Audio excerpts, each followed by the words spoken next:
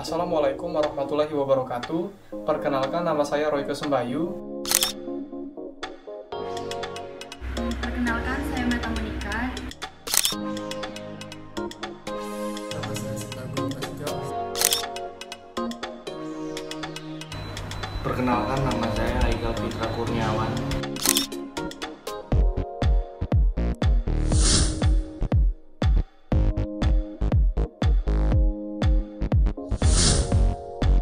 Di sini saya akan menjelaskan teori produksi dan kegiatan perusahaan. Pembahasannya ialah bentuk perusahaan, teori produksi, fungsi produksi, tahap-tahap produksi, dan keseimbangan iskon dan diskos. Yang pertama yang saya akan bahas, perusahaan ditinjau dari sudut teori ekonomi. Dalam teori ekonomi, berbagai jenis perusahaan dipandang sebagai unit-unit badan usaha yang memiliki tujuan bersama, yaitu mencapai keuntungan yang maksimum. Cara memaksimumkan keuntungan ialah keuntungan yang maksimum dicapai apabila perbedaan antara hasil penjualan dan biaya produksi mencapai tingkat yang paling besar. Lalu, masalah pokok yang harus dipecahkan produsen adalah yang pertama, komposisi faktor produksi yang bagaimana perlu dipergunakan untuk mencapai tingkat produksi yang tinggi. Sehingga perlu diperhatikan fungsi produksi, yaitu hubungan antara faktor-faktor produksi dan tingkat produksi yang diciptakan.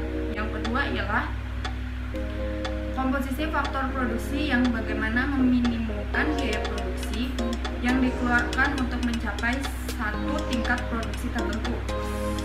Produsen perlu memperhatikan dua hal berikut. Yang pertama, besarnya pembayaran kepada faktor produksi tambahan yang akan digunakan. Yang kedua, besarnya pertambahan hasil penjualan yang diwujudkan oleh faktor produksi yang ditambah tersebut. Kemudian fungsi produksi ialah menunjukkan sifat hubungan antara faktor-faktor produksi dan tingkat produksi yang dihasilkan.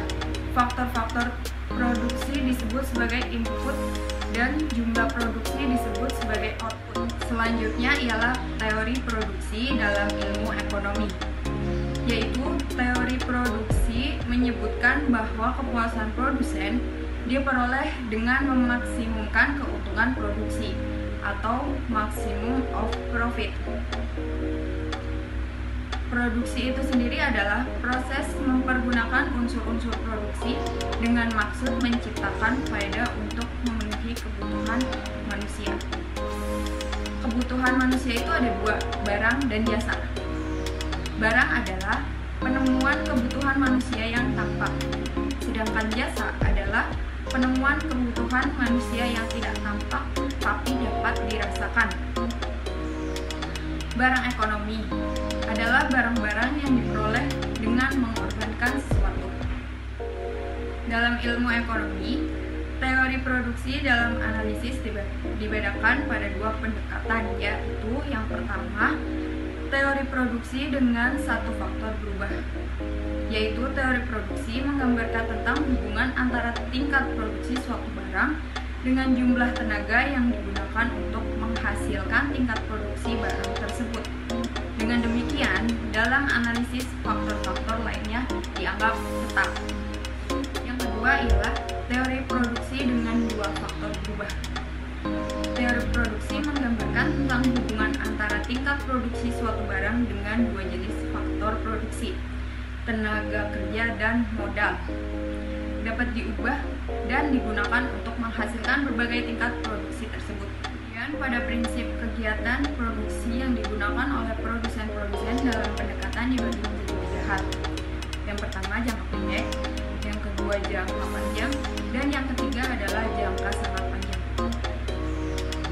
Ciri-ciri jangka pendek ialah waktunya cukup pendek sehingga ada faktor input tetap atau fixed input. Teknologi yang digunakan tidak berubah dan satu siklus produksi dapat diselesaikan. Yang kedua tadi adalah jangka panjang. Ciri-cirinya ialah tidak ada input tetap lagi, hanya input variabel.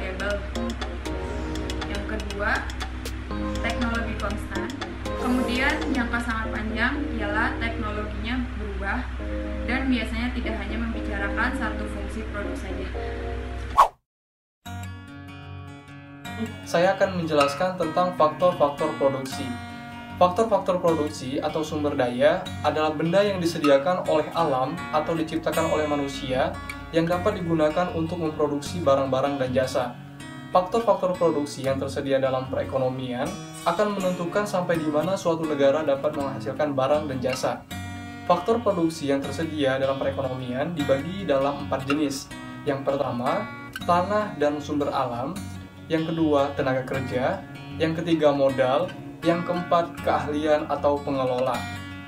Di sini saya akan menjelaskan untuk yang pertama, tanah dan sumber daya alam. Faktor produksi yang disediakan alam meliputi tanah, berbagai jenis barang tambang, hasil hutan, dan sumber daya alam lainnya yang dapat dijadikan modal. Itu penjelasan dari tanah dan sumber daya alam. Yang kedua adalah tenaga kerja. Tenaga kerja adalah setiap orang yang mampu melakukan pekerjaan guna menghasilkan barang atau jasa, baik untuk memenuhi kebutuhan sendiri maupun untuk masyarakat. Faktor-faktor produksi berupa tenaga kerja ini adalah manusia atau SDM yang mempunyai keahlian atau keterampilan yang dibedakan menjadi 3 golongan. Golongan yang pertama adalah tenaga kerja kasar. Tenaga kerja ini adalah tenaga kerja yang tidak atau memiliki pendidikan yang rendah dan tidak memiliki keahlian dalam suatu bidang pekerjaan. Yang kedua adalah golongan tenaga kerja terampil. Nah, di golongan ini adalah mereka yang memiliki keahlian dari pelatihan atau pengalaman kerja mereka. Dan golongan yang ketiga adalah tenaga kerja terdidik, yang artinya tenaga kerja yang memiliki pendidikan yang cukup tinggi dan ahli dalam bidangnya tertentu, contohnya seperti dokter, guru, dan lain sebagainya. Yang ketiga adalah modal. Modal adalah faktor produksi berupa benda yang diciptakan manusia yang akan digunakan untuk memproduksi barang-barang dan jasa yang mereka butuhkan. Contohnya adalah bangunan pabrik, mesin-mesin, dan peralatan pabrik atau alat-alat angkutan dan lain sebagainya. Setiap waktu ada persediaan barang yang ditanam di gudang-gudang atau toko-toko dan sudah siap untuk dijual. Nah, itu adalah modal. Semua itu disebut dengan stok. Yang keempat adalah keahlian atau pengelola.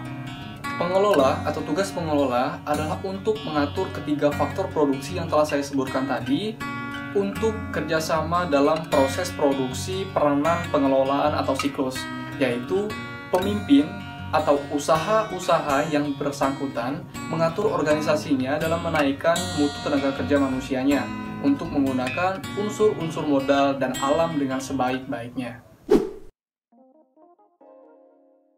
Teori biaya produksi, pengertian biaya produksi dan penggolongannya. Biaya produksi adalah semua pengeluaran yang dilakukan oleh perusahaan untuk memperoleh faktor-faktor produksi dan bahan-bahan mentah yang akan digunakan untuk menciptakan barang-barang yang diproduksi perusahaan tersebut. Biaya produksi yang dikeluarkan dapat terbagi menjadi 2 golongan, yaitu 1. Biaya eksplisit. Biaya eksplisit adalah pengeluaran perusahaan yang berupa pembayaran dengan uang untuk mendapatkan faktor-faktor produksi dan bahan mentah yang dibutuhkan. Yang kedua, biaya implisit atau biaya tersembunyi, yaitu taksiran pengeluaran terhadap faktor-faktor produksi yang dimiliki oleh perusahaan itu sendiri. Berdasarkan analisa periode produksi, biaya produksi dibagi atas 2 bagian, yaitu yang pertama biaya produksi jangka pendek, yaitu jangka waktu di mana sebagian faktor produksi dapat berubah dan sebagian lainnya tidak dapat berubah. Yang kedua, biaya produksi jangka panjang, yaitu jangka waktu di mana semua faktor produksi yang dapat mengalami suatu perubahan. Biaya produksi jangka pendek.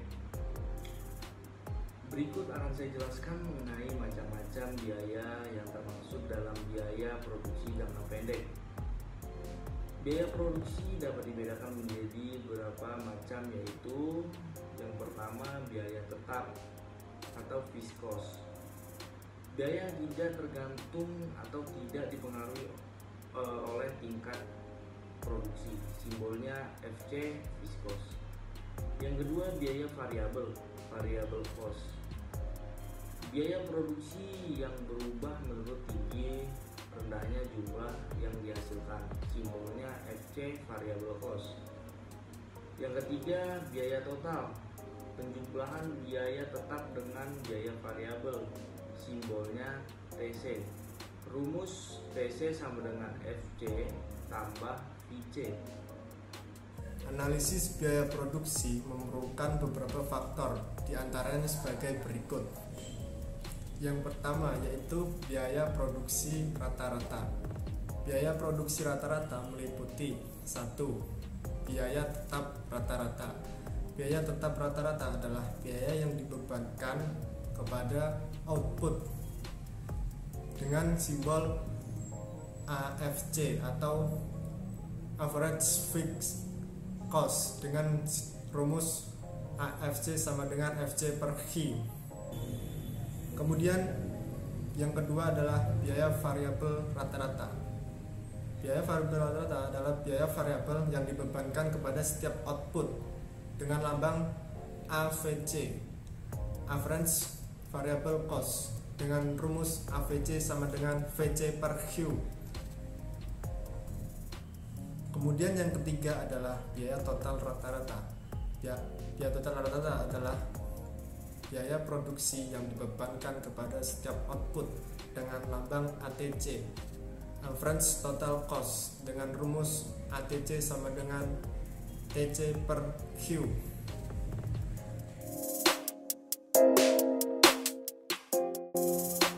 Tetap semangat melakukan aktivitas di masa pandemi ini. Semoga pandemi ini cepat berlalu dan kita semua diberikan kesehatan, dan tetap terapkan protokol kesehatan dalam aktivitas Anda, terutama adalah 3M, yaitu menggunakan masker,